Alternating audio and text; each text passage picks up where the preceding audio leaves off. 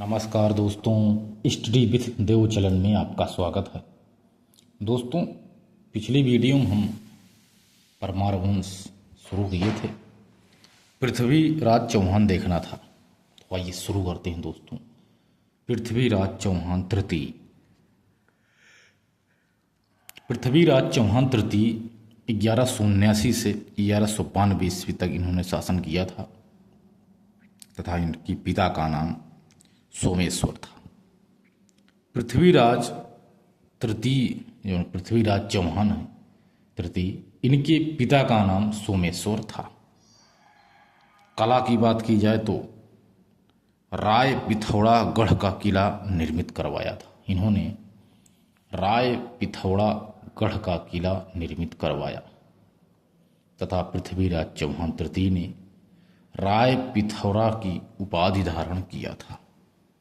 राय पिथौड़ा की उपाधि धारण किया था। स्रोत की बात की जाए जानकारी की तो पृथ्वीराज रासो जिसे चंद्रबरदाई ने लिखा है तथा पृथ्वीराज विजय जय नायक ने लिखा है। इन सभी से इनके बारे में जानकारी प्राप्त होती है। तो आइए देखते हैं। पृथ्वीराज चंद्रबरदाई पृथ्वीराज चौहान के दरबारी कवि थे।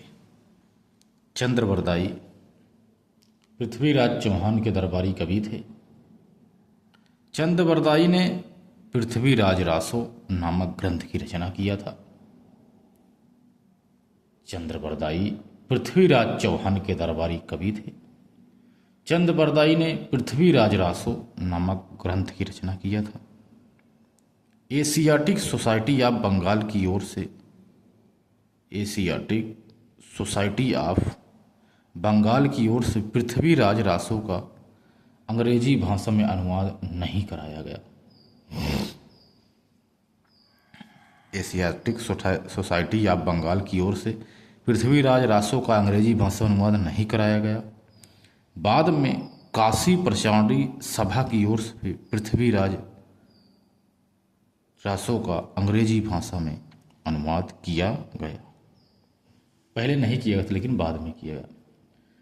जयानक की रचना पृथ्वीराज विजय का अंग्रेजी भाषा में अनुवाद एशियाटिक सोसाइटी ऑफ बंगाल की ओर से किया गया। जयानक की रचना पृथ्वीराज विजय का अंग्रेजी में अनुवाद, इसे पृथ्वीराज विजय कहा गया। जिसके रचनाकार जयानक हैं। जयानक की रचना ये जयानक की रचना है पृथ्वीराज विजय। तराइन का युद्ध। तराइन का युद्ध 2 बार लड़ा गया था। पहला युद्ध 1191 ईस्वी में। 2 पक्ष थे, मोहम्मद गोरी और पृथ्वीराज चौहान। इसमें परिणाम क्या निकले? मोहम्मद गोरी की पराजय होती है और पृथ्वीराज की विजय होती है। जब 1191 ईस्वी में इनकी विजय होती है तो यह विलासितापूर्ण था और संयोगिता के प्रेम में हमेशा मस्त रहता था। तो यह फिर से जीतने के बाद यह जा करके संयोगिता के पास जाता है और प्रेम के विलास में फिर से रंगरलिया मनाने लगता है। लेकिन उधर मोहम्मद गोरी हार का बदला लेने के लिए प्लान करता रहता है, योजना बनाता रहता है और ये संयोगिता के साथ बिजी थे। 1 साल बाद ही, हारने के 1 साल बाद पूरी तरह से तैयारी करके 1192 ईस्वी में फिर से तराइन के युद्ध में, द्वितीय जिसे तराइन का युद्ध कहते हैं, फिर से आता है। इसमें वही पक्ष थे, मोहम्मद गोरी और पृथ्वीराज चौहान। इसमें परिणाम क्या लिखा? मोहम्मद गोरी की विजय होती है और पृथ्वीराज चौहान तृतीय की पराजय हो जाती है। इनको हरा देता है।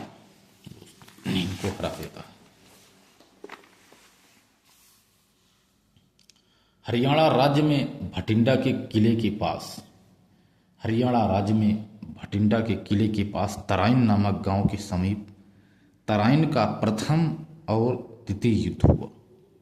तराइन के द्वितीय युद्ध में मुसलमानों के लिए दिल्ली का दरवाज़ा हमेशा हमेशा के लिए खोल दिया। तराइन के द्वितीय युद्ध की बात, मुसलमानों के लिए दिल्ली का दरवाजा हमेशा हमेशा के लिए खुल गया। मोहम्मद गोरी ने पृथ्वीराज चौहान के पुत्र गोविंद को अपने अधीनता में उत्तराधिकारी नियुक्त कर दिया। पृथ्वीराज के पुत्र का नाम था दोस्तों गोविंद। गोविंद को मोहम्मद गोरी ने अपनी अधीनता में उत्तराधिकारी नियुक्त कर दिया। कुछ समय पश्चात गोविंद रणथंभौर भाग गया। कुछ समय बाद यह जो था गोविंद रणथंभौर भाग गया। तुर्कों ने दिल्ली और अजमेर पर अधिकार कर लिया। तुर्कों ने दिल्ली और अजमेर पर अधिकार कर लिया और 1192 ईस्वी में पृथ्वीराज चौहान की हत्या कर दी गई। संयोगतः उसके साथ सती हो गई, इसकी मृत्यु हो गई, यह मार दिया गया। खजुराहों का चंदेल वंश। अब देखते हैं खजुराहों का चंदेल वंश। खजुराहो मध्य प्रदेश राज्य के छतरपुर जिले में स्थित है। खजुराहो मध्य प्रदेश राज्य के छतरपुर जिले में स्थित है। नन्हुक ने खजुराहो में चंदेल वंश की नींव डाला। नन्हुक ने खजुराहो में चंदेल वंश की नींव डाला, इसलिए इसे खजुराहो का चंदेल वंश अथवा जिजाग भुक्ति का चंदेल वंश कहा जाता है।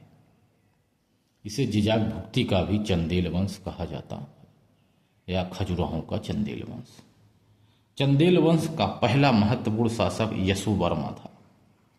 चंदेल वंश का पहला प्रमुख महत्वपूर्ण शासक यशोवर्मा था। उसने खजुराहो में चतुर्भुजी वैष्णव मंदिर का निर्माण करवाया था। चतुर्भुजी वैष्णव मंदिर का निर्माण यशोवर्मा ने करवाया। धंगदेव ने खजुराहो में विश्वनाथ मंदिर का निर्माण करवाया। धंगदेव ने खजुराहो में विश्वनाथ मंदिर का निर्माण करवाया था। धंगदेव 52 वर्षीय शासनकाल से दुखी होकर 52 वर्षीय शासनकाल से दुखी होकर संगम में जल समाधि ले लिया।